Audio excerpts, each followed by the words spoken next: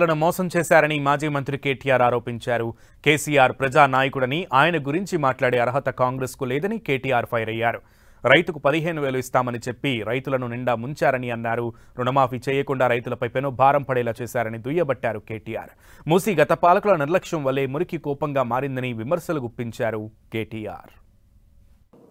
ఇవాళ కేసీఆర్ గారు అంటే ఒక వ్యక్తి కాదు, టీఆర్ఎస్ అంటే ఒక సామాన్య శక్తి కాదు.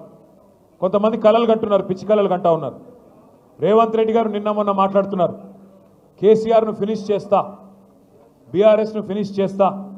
నేను రేవంత్ రెడ్డికి ఒకటే చెప్తా ఉన్నా, కేసీఆర్ను ఫినిష్ చేస్తా అని చెప్పి నీలాగా 24 ఏళ్లలో చాలామంది ప్రగల్భాలు పలికినారు, పిచ్చి ప్రేలాపనలు చేసినారు.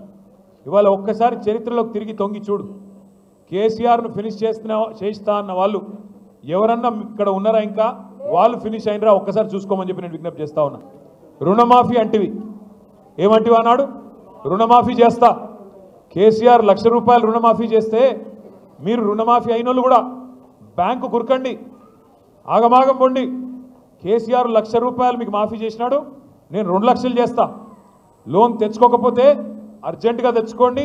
డిసెంబర్ 9, 2023 సోనియమ్మ బర్త్డే, వెంటనే సంతకం పెడతా అంటివి. మరి సోనియమ్మ బర్త్డే పోయిన సంవత్సరం అయిపోయింది, ఈ సంవత్సరం రానే వస్తున్నది, ఇంకో సంవత్సరం. మరి 2023 అన్నావు, అది పోయింది. సోనియా గాంధీ గారి బర్త్డే మళ్ళీ వస్తూనే ఉన్నది, ఇంకో వారం రోజుల్లో 10 రోజుల్లో. ఇంతవరకు ఏమైంది?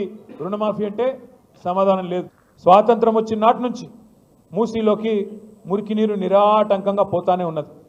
ముఖ్యమంత్రి గారు ఎట్లా మాట్లాడుతున్నాడంటే అదేదో మూసీని వీళ్ళేదో బంగారంలాగా మనకు చందమామలాగా మనకు అప్పజెప్పిపోయినారు 2014లో, దాన్ని మనమంతా మసిబూసి పాడు చేసి ఖరాబ్ చేసినాం అన్నట్టు మాట్లాడుతున్నాడు.